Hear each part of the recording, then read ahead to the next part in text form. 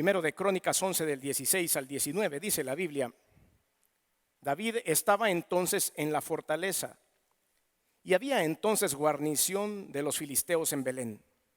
David deseó entonces y dijo: ¿quién me diera de beber de las aguas del pozo de Belén que está a la puerta? Y aquellos tres rompieron por el campamento de los filisteos y sacaron agua del pozo de Belén que está a la puerta, y la tomaron y la trajeron a David. Mas él no la quiso beber, sino que la derramó para Jehová y dijo: guárdame, mi Dios, de hacer esto.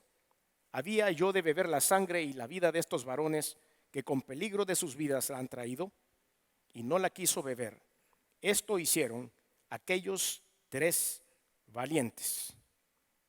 Es importante que recuerde esa frase, los tres valientes.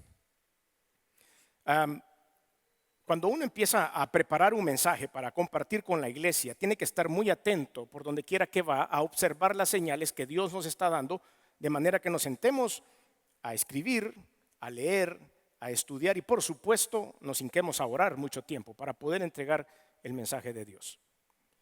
En la vida que me ha tocado vivir, he tenido que andar por diferentes lugares en periodos cortos de tiempo y a veces he estado por varios puntos de Latinoamérica en un periodo de tiempo muy corto.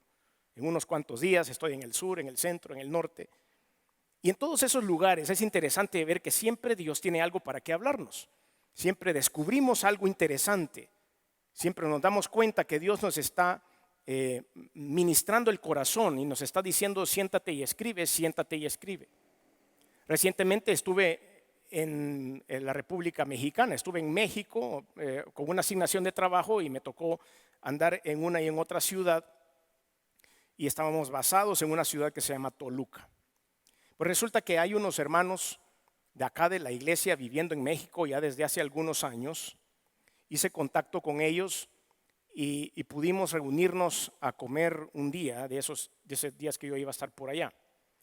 Y me dijeron: véngase para la casa y aquí vamos a comer algo y pues hay que tener cuidado. México en esos días estaba con una tasa muy alta de contagios. Esto fue hace unas 2 o 3 semanas y había que tener mucha precaución. Entonces fueron ellos muy atentamente a traerme a mi hotel y después fuimos a su casa. Y empezamos a conversar y tuvimos una conversación muy agradable. En el momento en que yo estaba platicando con él, el Señor empezó a dictar este mensaje que yo quiero compartir con ustedes. Y yo le decía nada más: sígame hablando, sígame hablando, sígame hablando, porque me está alimentando ahorita de uno o varios mensajes. No sé todo lo que va a salir de esta conversación, pero usted sígame hablando.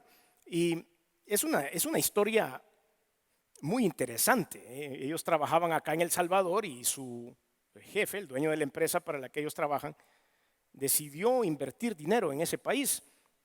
Si usted ha visto a México en el mapa, es un mega país, es gigantesco, es grande, es muy grande México. Y cuando usted empieza a contar la cantidad de habitantes que tiene México, es monstruoso. Solo en Ciudad de México hay más de 22 millones de personas. Es una de las ciudades más pobladas del planeta. Entonces se imagina decir: voy a ir a poner un negocito a México, pues no es algo sencillo. Y le llegó la oportunidad a este empresario salvadoreño de poder invertir en ese lugar con 2 importantes marcas. Y todo parecía cuesta arriba. Cualquiera hubiera dicho: no nos metamos ahí porque ahí eso es cuna de lobos, como decía alguna telenovela mexicana. Pero decidieron creerle a Dios y decidieron incursionar en ese mercado. Debo decir que nuestros hermanos con los que estuve reunidos nacieron en esta iglesia. Bueno, ellos como padres quizá vinieron ya, tal vez como su servidor, ya de unos 25, 27 años acá a la iglesia, pero nuestros hijos nacieron acá. Y ellos tienen esa doctrina aferrada en su corazón de poner en alto siempre el nombre de Jesús a donde quiera que vayan. Y cuando el jefe les dio la opción de poderse mudar a México e ir a trabajar y representar estas marcas allá, tuvieron que orar mucho, pero al final Dios les instruyó que tenían que ir y conquistar esa tierra. Entonces en esta conversación me doy cuenta que tuvieron que nadar en contracorriente porque la sociedad productiva mexicana es muy jerárquica, es muy dura. Y si uno no tiene credenciales bien elevadas, si uno no viene de una universidad como Oxford, como como Harvard, como Yale, como la Escuela de Negocios de Massachusetts, etcétera, pues uno no puede competir en esos niveles. Hay mucho dinero en México y las empresas grandes realmente son grandes. Y de repente aparecen un par de salvadoreños queriendo invertir allá en dos marcas reconocidas y lo logran. En las pláticas que ellos tienen con esta sociedad productiva de México, dicen que les preguntan, ¿y tú de qué universidad saliste? Y bueno, les toca contestar, las universidades locales acá en el país, versus todas esas universidades que acabo de mencionar. Nos damos cuenta que cuando dijeron que tenían que invertir ahí, la cantidad que había que invertir era casi igual que la totalidad de todos los otros negocios que tenían. Por lo tanto, había mucho riesgo. Pero en ese caminar, el empresario, el dueño de todo el conglomerado, recibe a Cristo como su Señor y Salvador y transforma su vida. Transforma su vida, pero abismalmente. Y empieza a dar testimonio del amor de Dios por donde quiera que vaya. De hecho, ha abierto un chat con los ejecutivos de su empresa y todos los días domingo él pone un mensaje devocional que él escribe para todo su equipo de trabajo.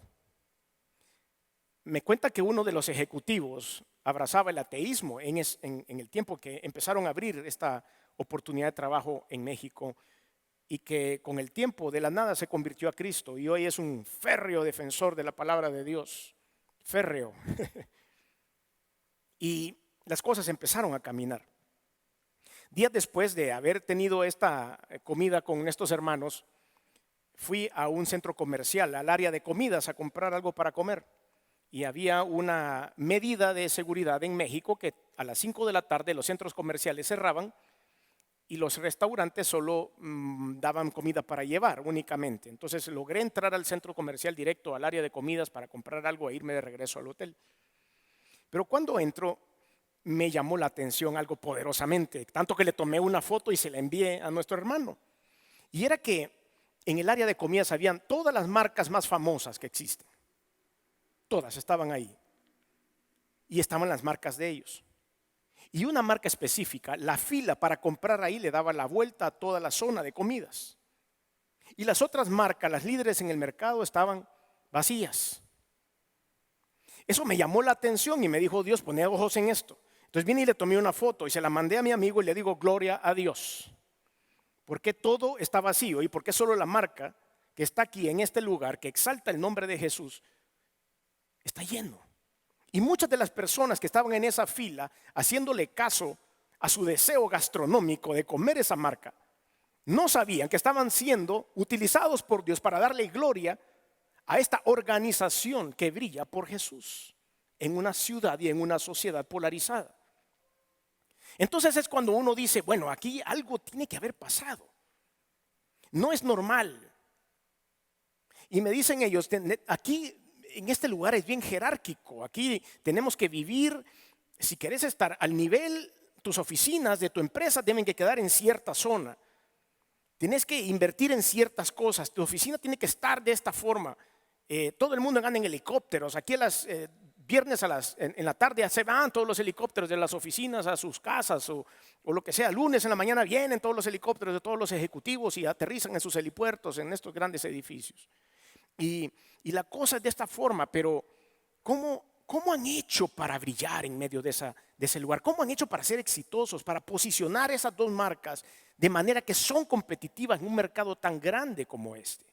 Todo eso me venía a la mente en ese momento. Y entonces cuando me siento a meditar en la palabra de Dios, Dios pone mis ojos en esta porción de la escritura que hemos leído. Vamos a estar rebotando por un par de lugares en la Biblia, pero todo empieza en una cueva, en la cueva de Adulam, en donde David, el rey, estaba refugiado porque le estaba yendo mal. Adulam es una porción de tierra que está entre la ciudad llamada Laquis y la ciudad de Jerusalén. Esa ciudad o ese pequeño espacio de tierra fue conquistado por Josué y fue cedido a Judá, al reino de Judá. Roboam después fortificó toda esa zona de Adulam y después Nehemías, cuando regresaron del cautiverio, reedificó una vez más esta zona de Adulam. En esa zona hay unas cuevas muy famosas. En una de esas cuevas estaba David recluido. Ahora les explico por qué. Vaya conmigo al primer libro de Samuel, capítulo 22, versículos del 1 en adelante. Primer libro de Samuel, capítulo 22, versículos del 1 en adelante. Dice la Biblia: yéndose luego David de allí, huyó a la cueva de Adulam. Y cuando sus hermanos y toda la casa de su padre lo supieron, vinieron allí a él. Y se juntaron con él todos los afligidos y todos los que estaban endeudados y todos los que se hallaban en amargura de espíritu, y fue hecho jefe de ellos. Y tuvo consigo como 400 hombres. Y se fue David de allí a Mizpa de Moab. Y dijo al rey de Moab: yo te ruego que mi padre y mi madre estén con vosotros hasta que sepa lo que Dios hará de mí. Los trajo pues a la presencia del rey de Moab y habitaron con él todo el tiempo que David estuvo en el lugar fuerte. Pero el profeta Gad dijo a David: no te estés en este lugar fuerte, anda y vete a tierra de Judá. Y David se fue y vino al bosque de Jaret. Quiero que ustedes entiendan el contexto de esto. David había estado en el rey, es decir, en el trono, en el reino, pero en ese momento, como lo predicamos hace un tiempo, hablamos acerca de todas las tramas que habían dentro del círculo de David. Él, solo por haber sido escogido rey por Dios, no quería decir que todo le iba a salir bien siempre, que solo iba a llegar a traer, que iba a conquistar todos los reinos de alrededor, iba a decir: aquí yo vengo en nombre de Jehová de los ejércitos, y se acabó la historia y siempre me va a ir bien. No fue así.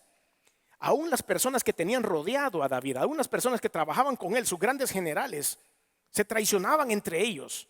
Su propio hijo quiso darle golpe de estado y quitarlo del trono. Muchas otras cosas empezaron a pasar en David. Pero en esta escena, él estaba huyendo. Había estado en el trono y había huido del trono. Estaba solo, metido en una cueva, en cuarentena, si quieren decirlo así. Yo quiero que usted se identifique qué es lo que ha pasado con nosotros a lo largo de todo este año. Ahora, la gente que llegó a verlo, dice la escritura que primero eran sus familiares. Punto número 1 que queremos ver aquí: cuando sus hermanos y toda la casa de su padre lo supieron, vinieron a él a la cueva. Recuerde que él no tenía muy buena relación ni con sus padres ni con sus hermanos. ¿Se acuerdan cuando el Señor estaba escogiendo un nuevo rey para Israel y llegaron a la casa del papá de David, y David quería presentar a todos sus hijos menos a David? Hasta que el profeta le dijo: no, pero aquí tiene que haber otro. Debe haber otro, no hay otro.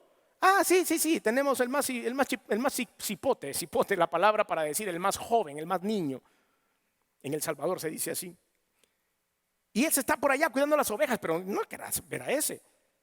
Eso le decía a su papá. ¿Recuerdan cuando él fue a dejar la guarnición, la comida a sus hermanos que estaban en el frente de batalla? Y cuando llegó él con la comida: aquí les traigo, hermano. ¿Usted qué estás haciendo aquí? Andate para la casa de regreso, niño.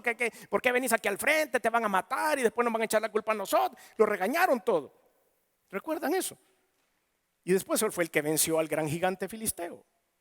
Pero bueno, todo esto había pasado. Entonces el hecho de que este hombre ahora estaba cautivo, había salido corriendo en el exilio, metido en una cueva junto a su familia, me hace ver que todos estaban pasando una situación difícil. Ahora, si leemos quiénes fueron los otros que llegaron a esa cueva, pues todavía nos sorprendemos aún más. Y dice: y se juntaron con él todos los afligidos, todos los que estaban endeudados y todos los que se hallaban en amargura de espíritu. Ahora sí, quiero que vayamos a ese tiempo de encierro que tuvimos a lo largo de este año. Dije en la oración inicial, le pedimos a Dios que las cosas que pasamos hayan sido de bendición y de edificación, que no vayamos cargando nada, que sea lastre, que sean bolsas de arena que nos impidan el avance para el año 2021. Todo eso lo tenemos que dejar a un lado. Pero vivimos lo que vivimos. Y muchos de nosotros quedamos afligidos, endeudados y en amargura. Igual que todas estas personas, 400 personas llegaron a esa cueva. O sea, estaba David derrotado, perseguido en la clandestinidad, junto a su familia, y a la par de él habían 400 personas que querían consejería, que necesitaban ayuda. ¿Se imagina el ambiente en ese lugar? No era así el ambiente que nosotros hemos pasado también a lo largo de este año. Debo decir con mucho respeto para todos aquellos que tuvieron una situación muy dura a lo largo del 2020. Hubo personas que estuvieron muy enfermos, hubo personas que perdieron seres queridos, hubo personas que lo perdieron todo en la parte económica a lo largo de esta pandemia y de este encierro que hubo. Y lamento mucho por ellos. En el caso particular de su servidor, yo debo decir que el encierro, mi adulam, mi cueva, fue para mí un lugar de reflexión. Yo estoy trabajando en esto de la aviación desde que tenía 20 años y nunca había tenido los pies en la tierra tanto tiempo como en la cuarentena. Nunca había pasado tanto tiempo en mi casa como los 109 días que pasé encerrado. Nunca había podido tener un acercamiento tan diario con mi familia, con mi esposa y con mi hijo menor, que fue con los que nos tocó quedar encerrados.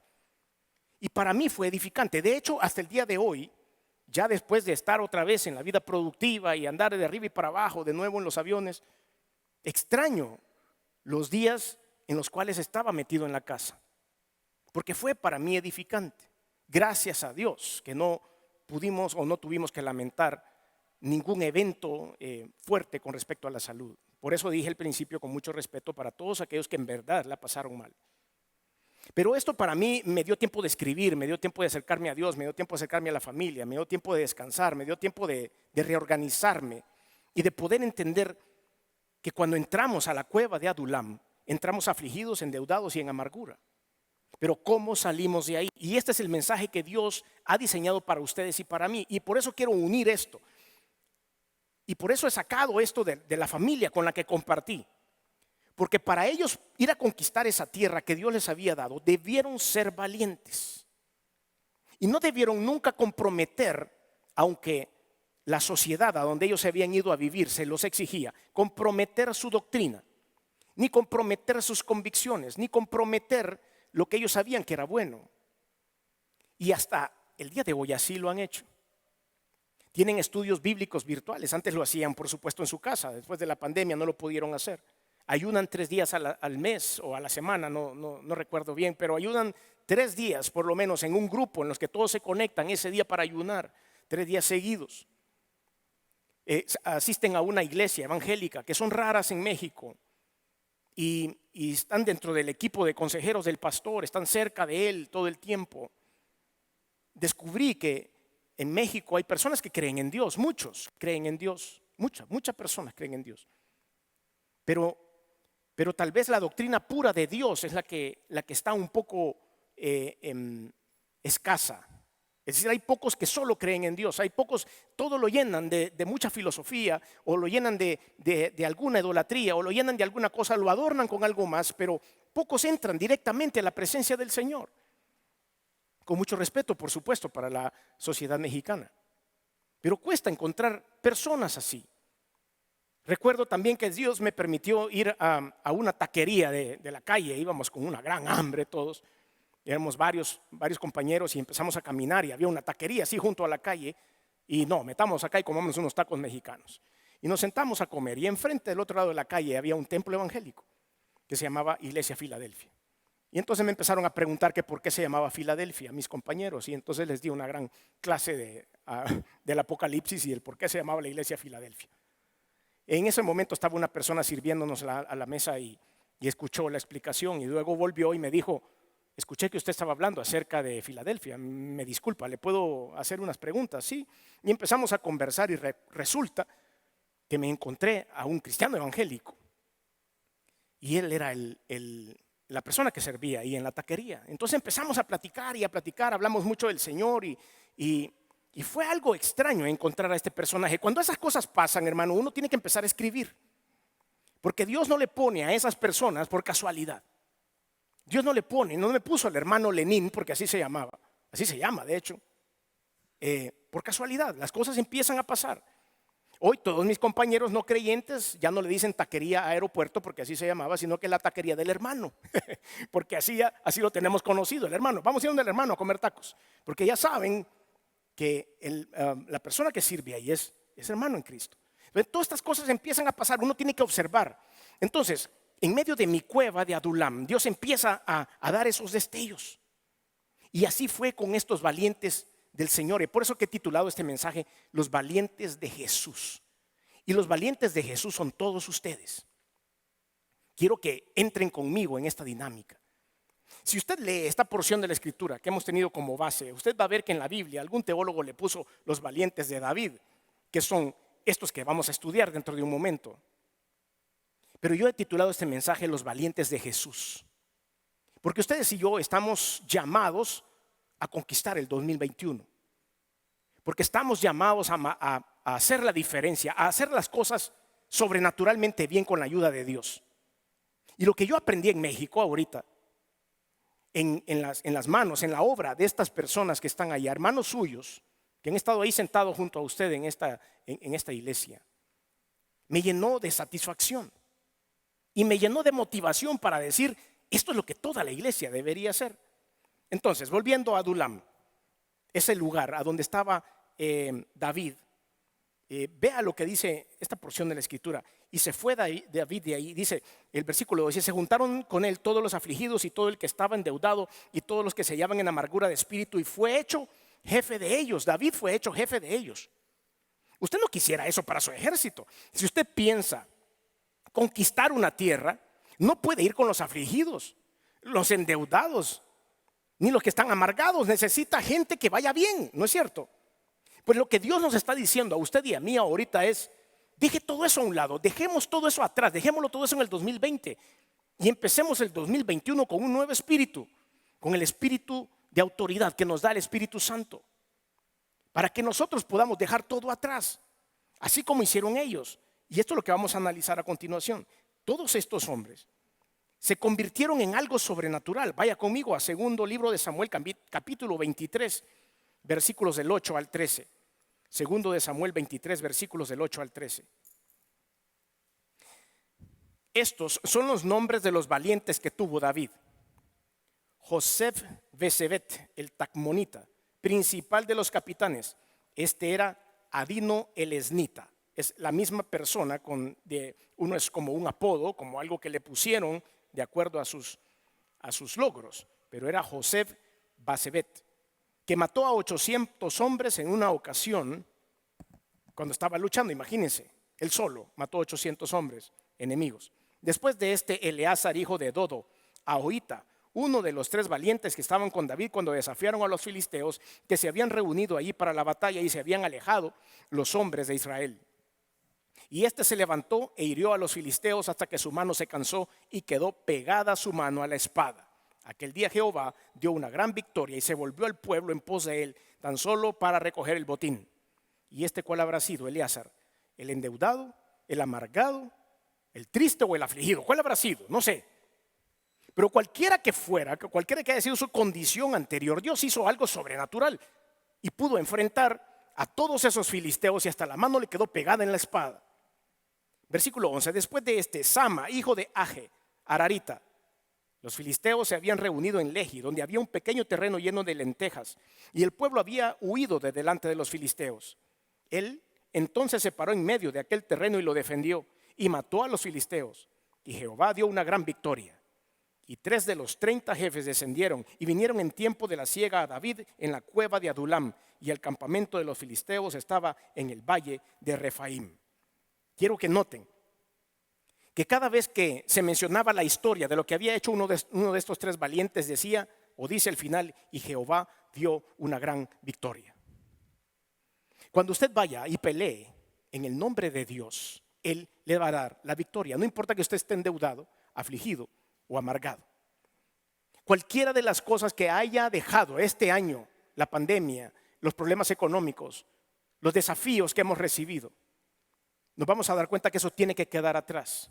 Y Dios va a sacar la mejor parte de usted para que usted vaya y brille y se diga también al final de su historia, y Jehová dio una gran victoria. Y eso es lo que vamos a ir a traer nosotros en el próximo año. Vean cómo cada uno de ellos hizo algo sobrenatural. 800 hombres venció uno, el otro le quedó hasta la mano pegada en su espada, y el otro, Dios le había dado una pequeña porción de tierra donde él había sembrado sus lentejas para comer, para alimentar, para vender. Y vinieron los filisteos que querían invadir esto y él se paró solo, porque ahí dice la Biblia que todo el mundo se fue. Y él se quedó solo, luchando contra corriente, luchando contra un monstruo. Entonces, recapitulando todo esto, vemos cómo usted y yo estuvimos en nuestra cueva de Adulam todo este año. Vimos cómo llegamos con problemas, unos u otros, de salud o lo que sea. Pero vemos cómo Dios nos acompañó. A nuestro alrededor habían personas que estaban peor que nosotros, quizá. Y entre nosotros nos hablábamos y nos decíamos qué pasó y cuándo van a abrir el aeropuerto, o cuándo vamos a empezar a volar de nuevo, o cuándo va a empezar la actividad económica una vez más, o cuándo nos van a pagar, o cuándo esto, cuándo lo otro. Y cada uno empezaba con esto. Ahora me paso la historia de mis hermanos allá. Cuando ellos fueron ahí a tratar de conquistar esa tierra que era hostil en un momento dado, que no llenaban los requisitos sociales, profesionales, que no llenaban las expectativas en cuanto a su doctrina, porque eran muy cerrados, porque solo Cristo, solo Dios, solo Jesucristo, solo el Espíritu Santo. Pero todo eso fortaleció a este equipo de trabajo. Pero todo viene de su cabeza. Este empresario que ahora ama a Cristo, que ahora hace todo, dice él, que en algún momento dejará de hacer negocios y se dedicará a predicar la palabra de Dios a donde quiera que vaya. ¿Cómo va a estar equivocado? ¿Cómo va a estar mal? ¿Cómo no va a estar llena esa fila de personas que quieren comprar esa marca únicamente en un centro comercial? Explíqueme. ¿Será que yo lo veo con ojos de fanatismo o son cuestiones reales que suceden? Pasa. Les está yendo bien en México. Ahora, estos tres hombres, vuelvo a la historia bíblica, que eran apachurrados, que no tenían nada de vida, que se había acabado todo lo que tenían a la par de un rey que estaba en el exilio, hicieron la corona de las aventuras para su rey. Después que todo el mundo se había levantado, cuando vieron la presencia de Dios junto a su rey, un día estaba David en el exilio, en la cueva de Adulam, recordando lo bonito que era Belén y del arte culinario de Belén. Es como cuando ustedes quizás estuvieron algún tiempo fuera del país de vacaciones, o tal vez alguno de ustedes ha vivido fuera del país algún periodo largo de tiempo y de repente está allá sentado en algún lugar deseando una pupusita de arroz. Con ese curtido y esa salsita que se cae por los lados, el quesito achicharrado. Yo no sé si a usted le gusta el quesito quemado que le sale yo me agarro ese quesito y me lo como. ¡Qué delicia! Cuando uno está fuera del país desea y le ve pasar esas pupusas hasta que sueña con ellas. Pupusa, el plato típico salvadoreño para aquellos que nos sintonizan fuera del país. Entonces, David estaba soñando y vea lo que dice en Primero de Crónicas capítulo 11, que es nuestro texto guía para este mensaje. Primero de Crónicas 11, 16 al 19. David estaba entonces en la fortaleza y había entonces guarnición de los filisteos en Belén. Esto quiere decir que los filisteos habían tomado Belén. Lo habían invadido y no dejaban entrar a nadie. Había violencia en Belén. David deseó entonces y dijo: ¿quién me diera de beber de las aguas del pozo de Belén que está a la puerta? Solo lo mencionó, así como a quien dice: ¿cómo me muero por una pupusita revuelta? Versículo 18. Aquellos tres. ¿Quiénes tres? Estos que ya mencionamos: Eleazar, Sama, el otro muchacho. Y aquellos tres rompieron por el campamento de los filisteos y sacaron agua del pozo de Belén que está a la puerta y la tomaron y la trajeron a David. El jefe quiere agua del pozo de Belén. Sí, debió haber dicho alguno de ellos, pero ahí está lleno de filisteos por todas partes. ¿Cómo vamos a llegar al pozo de Belén? Déjenmelo a mí, dijo el otro. Vénganse, síganme los buenos. Y se fueron detrás de él y entraron detrás de las filas de los filisteos. Llegaron hasta el pozo que está a la entrada del pueblo. Sacaron agua, le sacaron la lengua a los filisteos y salieron sin ser detectados. Cuéntame usted eso, dígame cómo se hace. ¿Y sabe cómo eran ellos? Endeudados, afligidos y amargados. ¿Cómo llegaron a tener ese valor? En la cueva de Adulam, donde usted y yo hemos pasado este año 2020, sirvió para algo. Llegamos todos revolcados a la pandemia, salimos más revolcados de la pandemia. Pero cuando tenemos un guía, y en nuestro caso es el Señor Jesucristo, que nos ha tocado y nos ha levantado, nos ha prometido que vamos a poder entrar en medio de los filisteos, a sacar el agua, el tesoro que había en ese momento y salir de ahí en victoria. Por eso ustedes y yo somos los valientes de Jesús, así como los valientes de David. Pero vea qué sucedió.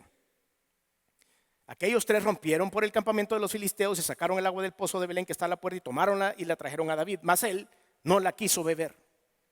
David dijo no, sino que la derramó para Jehová y dijo: guárdeme mi Dios de hacer esto. ¿Había yo de beber la sangre y la vida de estos varones que con peligro de sus vidas la han traído? Y no la quiso beber. Esto hicieron aquellos tres valientes. Dice uno, qué pesado David, después de que han arriesgado la vida por él, ¿cómo es posible que no se tomó el agua? A saber, quizá le llevaban un termo grande de agua, de la que habían sacado de ahí, no lo sé. Pero no se la tomó, la botó. Qué pesado. No, al contrario. Si ustedes leen detenidamente, dice, esta agua representa la valentía de tres hombres que estaban hechos pedazos, que no daban nada, nadie por ellos, que sencillamente fueron reedificados en el poder de Dios y que ahora son capaces de cruzar las líneas enemigas para ir a traer esta agua. Esta agua tiene tanto valor que debe ser dada en honra, en gloria, en alabanza a Dios, y a Él se la vamos a entregar. No merezco, dijo David, que yo pueda tomar esta agua. Esta pertenece a Dios, porque la gloria debe ser siempre para Él. Todos sus triunfos, todos los míos, todo lo que viene para conquistar en el 2021, la gloria debe ser para Dios. Lo vamos a hacer. Vamos a salir y vamos a cruzar las líneas enemigas y vamos a ir donde sea a conquistar, porque eso es lo que Dios nos ha puesto en el corazón. Y por eso hemos escrito este mensaje para poderlo compartir con usted. Yo me lo creo, yo no sé usted, pero yo sí. Yo me lo creo. Yo me voy a levantar y voy a pasar las líneas enemigas. Y voy a brillar del otro lado para darle la gloria a Dios. Porque como dice en cada uno de los eventos de esos tres valientes de David, dice, y Jehová dio una gran victoria a esa batalla. Sigamos. Ahora quiero tener un cambio radical. Nos vamos a ir a otro lado de la Biblia. Hablar de otro valiente, porque necesito que usted encaje con esto. Vamos a hablar de Josué, otro gran valiente. Los consejos de valentía por excelencia en la Biblia están en Josué capítulo 1. Entonces, cuando yo analizo a mis hermanos en México, analizo al mesero Lenín, analizo los tres valientes de David, digo, hay propósito en esto. Entonces vaya al capítulo 1 de Josué. Y eso es lo primero. Vamos a ver 5 cosas que ustedes y yo tenemos que aprender como los efectos del valor. En el primero, Josué capítulo 1, versículo 6. Esfuérzate y sé valiente. Eso lo ha escuchado usted muchas veces. Pero después del punto y coma hay una palabra que dice ¿por qué? Eso significa que en lo que viene a continuación hay un propósito para usted. Entonces, el valor tiene un propósito. Esfuérzate y sé valiente, porque tú repartirás a este pueblo por heredad la tierra la cual juré a sus padres que la daría a ellos. El cumplimiento de la promesa de Dios en usted está en su valentía. El cumplimiento de la promesa de Dios está en su acción. Hay un propósito por el cual usted va a compartir la gloria con el Señor, porque usted repartirá a este pueblo la heredad que prometió Dios. Hay propósito. Número 2, hay un deber. Versículo 7. Solamente esfuérzate y sé muy valiente para cuidar de hacer conforme a todas las cosas que mi siervo Moisés te mandó. Hay un deber. Debo hacer esto para que cuidemos de hacer conforme a la ley de Moisés. Punto y coma. No te apartes de ella ni a diestra ni a siniestra, para que seas prosperado en todas las cosas que emprendas. Es un deber. Así como mis hermanos en México, así como Lenín, el mesero, así como usted y como yo, nos vamos a enfrentar a ese nuevo territorio, pero vamos a cumplir para cuidar la doctrina bíblica que llevamos en el corazón, para poder brillar donde quiera que vayamos. Número 3, ¿por qué voy a tener el valor? Porque hay una promesa. Josué 1:9. Mira que te mando que te esfuerces y seas valiente. No temas ni desmayes, porque Jehová tu Dios estará contigo. Aquí en la iglesia nada más. Así dice. ¿Cómo dice? Pues ahí. donde quiera que vayas. Dice, porque Jehová tu Dios estará contigo en donde quiera que vayas. Donde sea que Dios lo mande a conquistar la tierra, Dios irá con usted. Solo mira que no se aparte de tu boca este libro de la ley. Solo mira que no se vaya de aquí la palabra, la doctrina, el fuego de Dios. Para eso hay un requisito. Josué 1:18. Cualquiera que fuere rebelde a tu mandamiento y no obedeciera tus palabras en todas las cosas que le mandes, que muera. Solamente esfuérzate y sé valiente. Requisito. Solamente te pido que seas valiente. Y eso es lo que Dios está inyectando en nuestro corazón. Y ahora quiero compartirles para terminar el método. ¿Cómo vamos a hacer esto?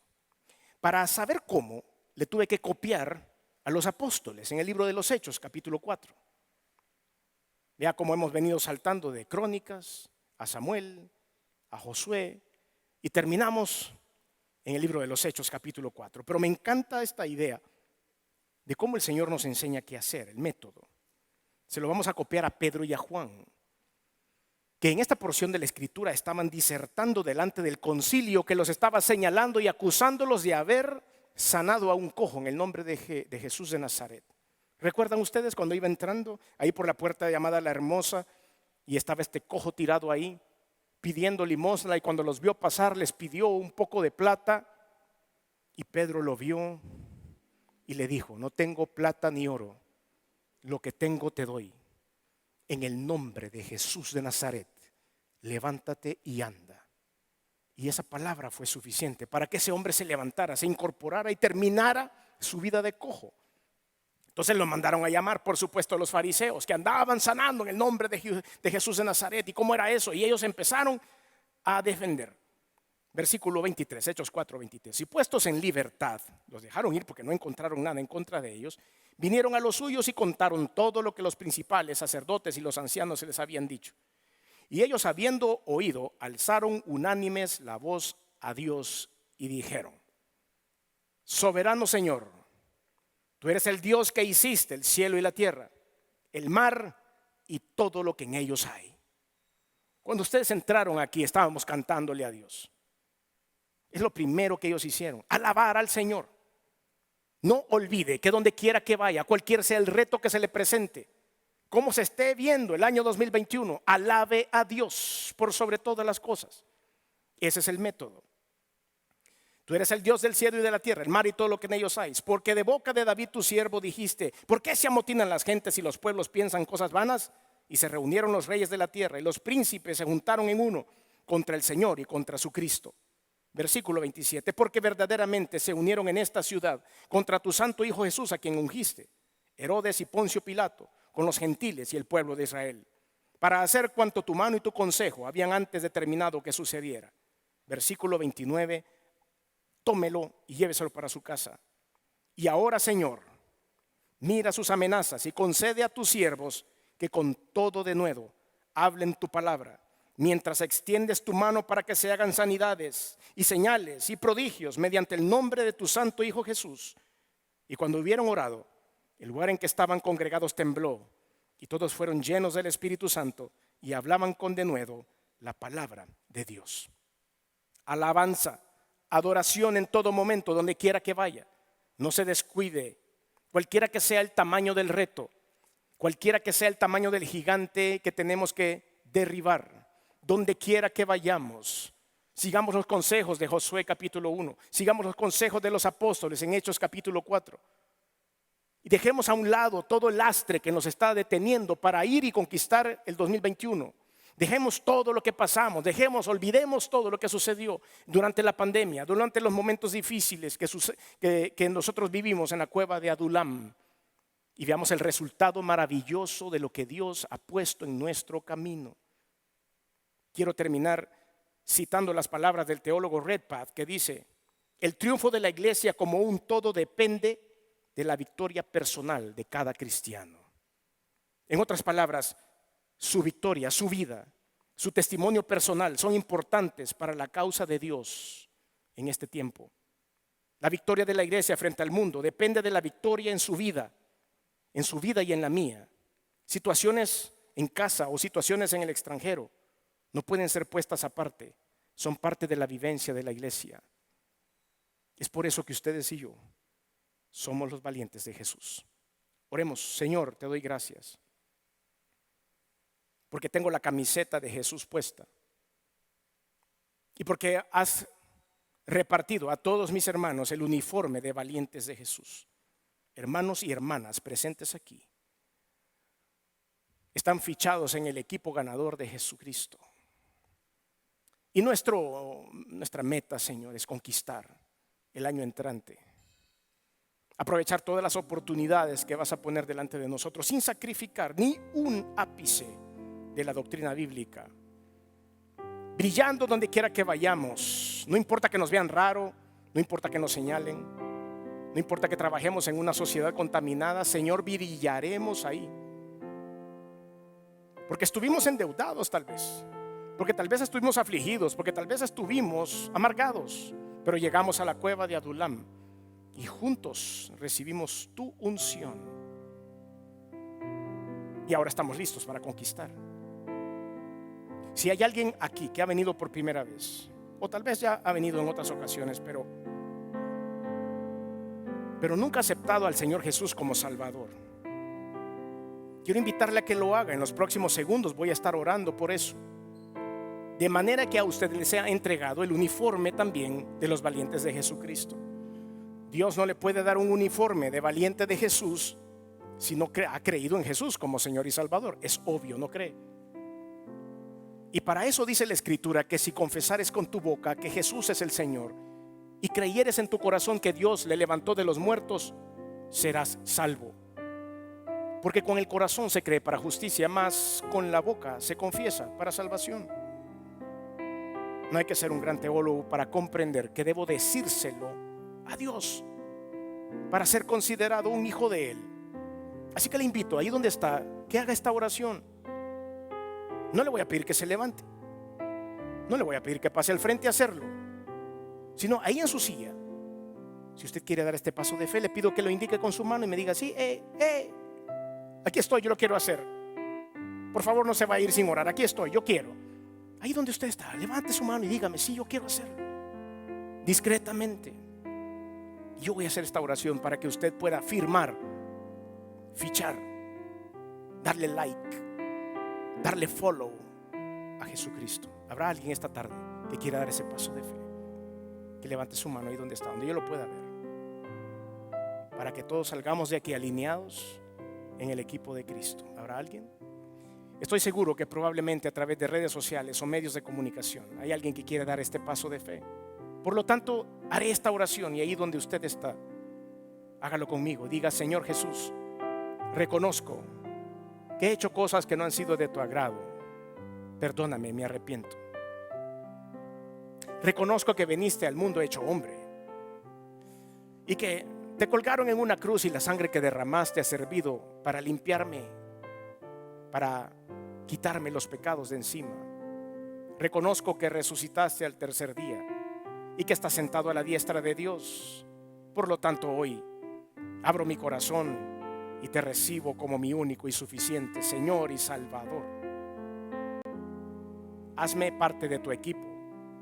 Dame valentía para enfrentar lo que viene y hazme un conquistador en el nombre de Jesús. Amén.